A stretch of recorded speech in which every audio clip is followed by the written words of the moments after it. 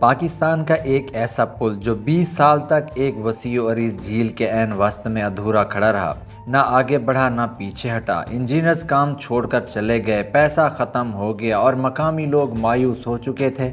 میں بات کر رہا ہوں آزاد کشمیر کے ضلع میرپور میں واقع رٹھوا ہریام پل کی حقیقی داستان کے بارے میں۔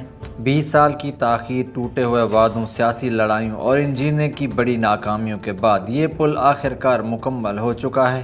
اس پل کی اہمیت سمجھنے کے لیے ہمیں تھوڑا پیچھے 1960 کی دہائی میں جانا ہوگا، جب منگلا ڈیم پہلی بار دریائے جہلم پر تعمیر ہوا۔ اس وقت یہ پاکستان کے لیے ایک بہت بڑا کارنامہ تھا، جو دنیا کے سب سے بڑے ڈیموں میں شمار ہوتا تھا۔ لیکن وقت گزرنے کے ساتھ 2004 سے 2009 کے درمیان حکومت نے پانی ذخیرہ کرنے کی صلاحیت اور بجلی کی پیداوار بڑھانے کے لیے اس کی اونچائی میں 30 فٹ کا اضافہ کر دیا۔ تکنیکی اعتبار سے یہ فیصلہ کامیاب رہا، مگر اس جھیل کے گرد بسنے والی کمیونٹیز کے لیے اس کے نتائج تباہ کن ثابت ہوئے۔ جیسے جیسے پانی کی سطح بلند ہوتی گئی، وہ تمام پرانی سڑکیں جو میرپور شہر کو اسلام گڑھ، بھمبر اور ضلع کوٹلی جیسے قصبوں سے جوڑتی تھی، ہمیشہ کے لیے جھیل کی گہرائی میں ڈوب گئیں۔ 500 سے زیادہ خاندان بے گھر ہوئے اور لاکھوں لوگوں کے لیے جو سفر کبھی 30 منٹ میں طے ہو جاتا تھا، گھنٹوں پر محیط ہو چکا تھا۔ یہی وہ زخم تھا جسے بھرنے کے لیے یہ پل تصور کیا گیا، ایک ایسا پل جو میرپور کی جانب واقع گاؤں رٹھوا کو اسلام گڑھ کی طرف واقع گاؤں ہریام سے براہ راست جوڑ دے۔ اس منصوبے کی باقاعدہ منظوری اگست 2006 میں پاکستان کے پلاننگ کمیشن سے ملی اور اس وقت ابتدائی لاگت کا تخمینہ محض 1.39 کروڑ روپے تھا۔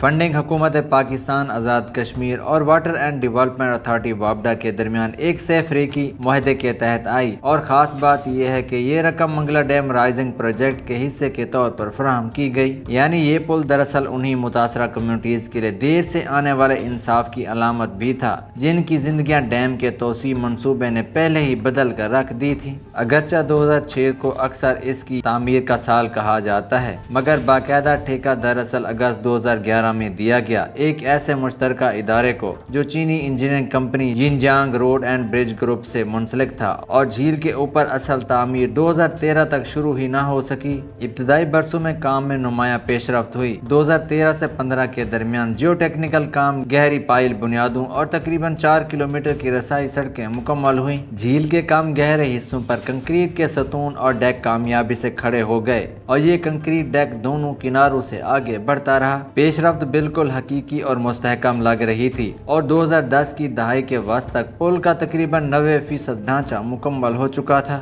اصل ہدف یہ تھا کہ یہ پل 2016 سے 18 کے درمیان عوام کے لیے کھول دیا جائے۔ سب کچھ ٹھیک چل رہا تھا، اور پھر وہ رکاوٹ آئی جس کے لیے شاید کسی نے صحیح معنوں میں تیاری ہی نہیں کی تھی۔ اور یہاں اصل انجینئرنگ چیلنج وہ نہیں تھا جو بن چکا تھا، بلکہ وہ تھا جو برسوں تک بن ہی نہیں سکا۔ جھیل کے عین وسط میں، اس کے سب سے گہرے اور ارضیاتی طور پر سب سے غیر مستحکم مقام پر، تقریباً 160 میٹر کا ایک ایسا خلا تھا جسے پانی کا کوئی راستہ کسی کو سمجھ نہیں آ رہا تھا۔ اس مخصوص جگہ پر پانی کی گہرائی 100 میٹر سے بھی زیادہ تھی، اور جھیل کے بستر کے بالکل نیچے ایک ارضیاتی فالٹ لائن گزرتی تھی۔ ان دو عوامل نے روایتی کنکریٹ ستونوں کو جو پل کے باقی حصوں میں استعمال ہوئے تھے، یہاں بالکل ناقابل عمل بنا دیا۔ اصل منصوبہ یہ تھا کہ یہاں سٹیل کا ایک عمودی لفٹ اسپین نصب کیا جائے، لیکن مسئلہ یہ تھا کہ تعمیر شروع کرنے سے پہلے جھیل کے بستر کی مٹی اور گہرائی کا مناسب جیو ٹیکنیکل مطالعہ ہی نہیں کیا گیا تھا، اور پانی کے اندر کی مٹی توقع سے کہیں زیادہ نرم اور غیر مستحکم نکل آئی۔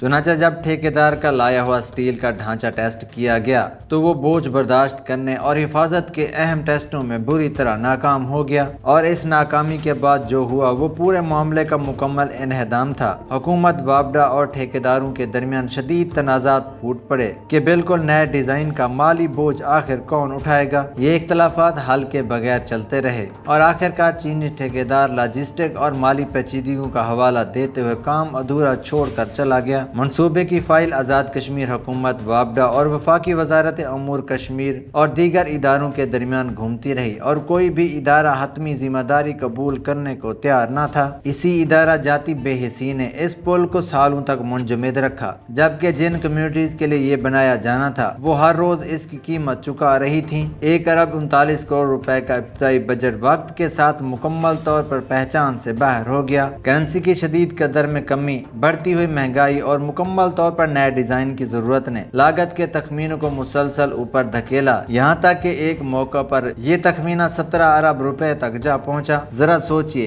1 अरब 39 करोड़ से 17 अरब तक, यही वो कीमत है जो दहाइयों की रुकी हुई तरक्की किसी भी मंसूबे से वसूल करती है। फिर आई वो सुबह जिसका इंतजार बरसों से था। National engineering service Pakistan NESPAK ने डिजाइन का आज सिरे-नो जायजा लिया और एक काबिल अमल हल पेश किया। जियो टेक्निकल मुतालात की रोशनी में पानी की गहराई और फॉल्ट लाइन को मद्देनजर रखते हुए एक ऐसा जदीद तामीराती तरीका तजवीज किया गया जो गहरे पानी के उस मरकजी चैलेंज को रवायती बुनियादों के बगैर अबूर कर सके। 3 सितंबर 2024 को कौमी इक़्तिसादी काउंसिल की एग्जीक्यूटिव कमेटी ECNC ने मंसूबे को दोबारा शुरू करने की हतमी मंजूरी दी और 1 अक्टूबर 2024 को आज़ाद जम्मू कश्मीर के वज़ीर आज़म चौधरी अनवारुल हक ने बकिया कामों का संगे बुनियाद रखा। हतमी मुतफ़िका लागत 10 अरब रुपए पर तय हुई, जो 17 अरब के बुलंद तरीन तखमीने से खासा कम था, और ये मुमकिन हुआ ठेके की नजरसानी शुदा शराइत और नेस्पाक के तैयार करदा तरमीम शुदा इंजीनियरिंग हल की बदौलत। साथ ही ये अहम जिम्मेदारी फ्रंटियर वर्क्स ऑर्गेनाइजेशन FWO को सौंप दी गई, जो ऐसे ही पेचीदा और रुके हुए मंसूबों को मुकम्मल करने में महारत रखती है। FWO ने जर्मन मशीनरी और जदीद बॉक्स बैलेंस्ड कैंटिलीवर तकनीक इस्तेमाल करते हुए ये मरकजी 160 मीटर का स्पेन मुकम्मल किया, और हैरान कुन तौर पर यह काम नजरसानी शुदा शेड्यूल से 1 साल पहले ही मुकम्मल हो गया। इंजीनियर्स ने 40 से 45 मीटर के स्पेन्स को पूरी स्ट्रेट केबल्स के जरिए आपस में जोड़ा, जो पूरे ढांचे की मजबूती का जामिन बना, और आखिरकार 2026 में आखिरी ढांचा जाती राब्ता मुकम्मल हुआ, और यूं खित्ते की जदीद तारीख का सबसे तवील और सियासी तौर पर परेशान कौन तअत्तुल बल आखिर अपने इख्तिताम को पहुंचा। इस पुल ने मुकम्मल खुलने से पहले ही इलाके को बदलना शुरू कर दिया था। शानदार पहाड़ों के पस मंजर में मंगला झील के वसी नीले पानियों पर 3 किलोमीटर लंबी कंक्रीट शाहराह का मंजर सोशल मीडिया पर कई बार वायरल हो चुका है। लोग सिर्फ इस पर ड्राइव करने और तस्वीर खिंचवाने के लिए आ रहे हैं। साथ ही इस पुल को खित्ते से जोड़ने वाली सड़कों की तामीर का बाकायदा आगाज भी हो चुका है। सड़क पर आखिरी असफाल्ट बिछाने का काम तेजी से जारी है, और इस वक्त तामीराती काम दोनों अतराफ फाइनल पिचिंग,